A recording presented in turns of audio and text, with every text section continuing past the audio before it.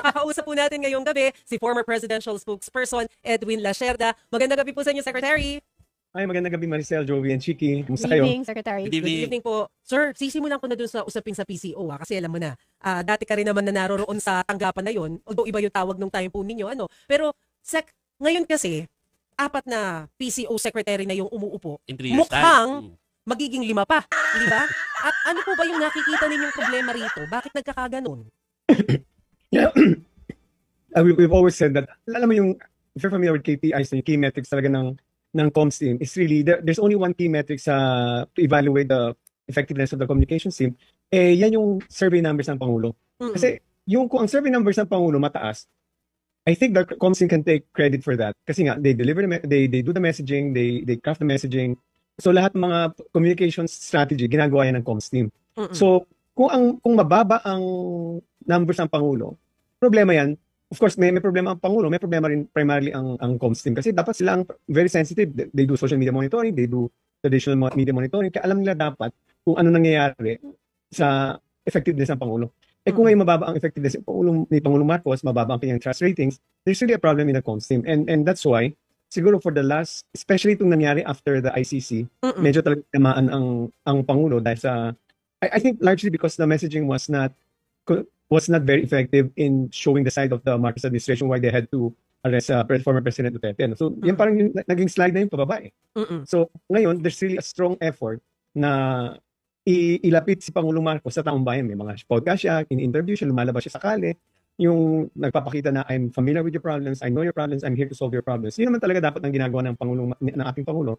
Pero malayo pa dahil ang layo ng kanyang numbers right now. So, talagang may issue doon. Kasi ang nangyayari kasi, I think lang, is ang bangayan between the Duterte and the Marcos side eh. Kung ako yun, kung ako yun, sinantabi ko na muna ang Duterte issue kasi malakas yung Duterte brand ngayon eh. Lalo na empathetic ang tao sa kanya. Ang ginagamit ni Vice President Sara Duterte, yung emotion, ang ginagamit ng Marcos administration, yung legal na pag-uusap on the ICC case. So, paano ka mananalo, di ba? So, ang Filipinos are by nature very emotional, they're very empathetic. So, nararamdaman nila yung sakit na nararamdaman ng pamilya ng mga Duterte.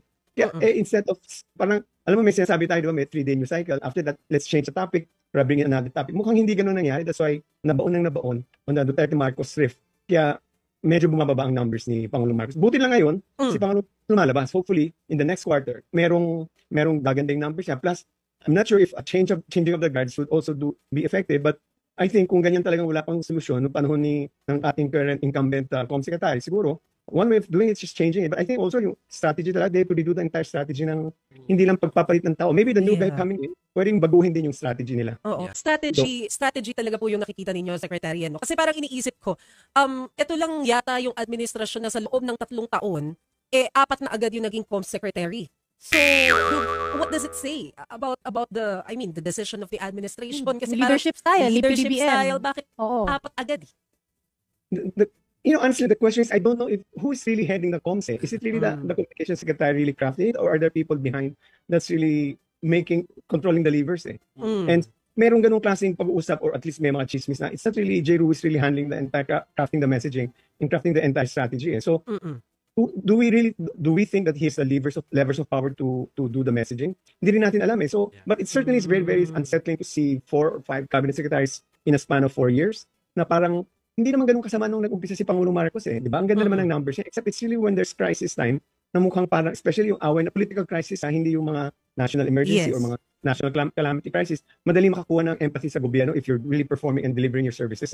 But this time, it's really a political crisis where 2 strong political families are at war with each other and they don't seem to know how to get out of that problem. Yan yung talagang problema. They're tied up with the Marcos-Duterte rift. They have to really disentangle themselves with the conflict with Sara Duterte and proceed with governance. And which I'm seeing right now, na talagang nakikita mo naman si Pangulong Marcos, lumalabas, may ibang mga topic na pinag-usapan. I recently met with someone and I think yung media ngayon, talagang may conscious effort ng mga cabinet secretaries to really show to the people ano ang ginagawa nila. Kanina lang si Secretary Laura at least may nahuling mga smuggling, yung mga ganung klase na dapat pinapakita na we're doing something a lot. We're doing a lot for our fellow countrymen. And you're in a battlefield that you don't control. Yun ang isip natin. If you don't control the narrative, talo ka. If you don't control the battlefield, you have to pivot.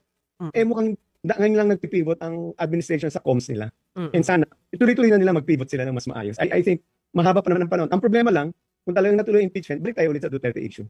So we have to massage on a message there, craft their message very, very well. Oo, so sabi mo nga po, sir, yung naratibo, pagkontrol ng naratibo, tapos yung usapin ng political crisis. Pero ano po ang tingin ninyo na finally, after ilang years, nagkaroon ng spokesperson, ang comms team, ang Office of the President, is it a good development?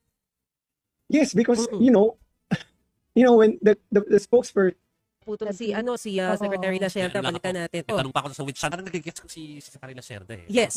Sa Fox, parang meron kasi talagang dapat strategy tungkol doon. Totoo yan. Pero ngayon kasi parang masyadong busy sa pag-manage ng members ng MPC. Bakit yun? Di ba? O bakit May kanyang press corps po, kanyang MPC press po. corps, or kung ano yung mga nilalabas na balita. Di ba? Parang dapat sa kanila nag-emanate kung ano yung angling na gusto nila eh. Actually, maganda yung ipinupunto ni Secretary Lacerda na yung naratibo na lumalabas sa tao. Yes, clearly there's a political crisis dahil meron talagang parang nangyayari Marcos versus Duterte. Simula nang mabuwag yung unity, hindi na nawala yun eh. Pero ang pinpoint out kanina ng Secretary Lacerda, yung naratibo na gustong iparating sa tao, yung programa ng gobyerno. So, it's sabi ni Sec kanina, binabalikan lang po natin mga kapatid, na mas maganda yung nakikita. Ayan, ulit na natin. Secretary Lacerda, kanina po may sinasabi kayo na it's a good development na finally nagkaroon ng spokesperson. You were saying?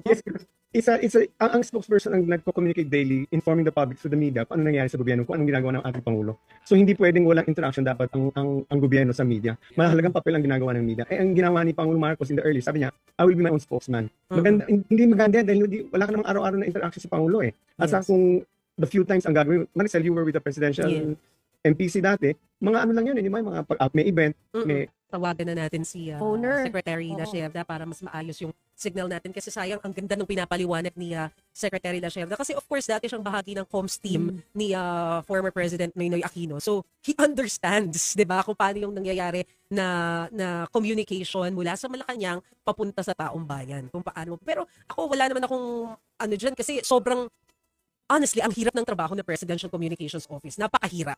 Hindi ba? So talagang kapag pinasok mo yan, dapat ready ka doon sa hirap. Messaging kasi yun ng gobyerno mo Messaging eh, no? yun, Ng at saka, admin mo. I-expect mo na yung messaging mo, hindi siya ganun ka-smooth maipaparating sa mga tao kasi nandiyan yung kaliwat kanan na, ano, di ba, ng mga challenges, criticisms. So, ayan. Okay.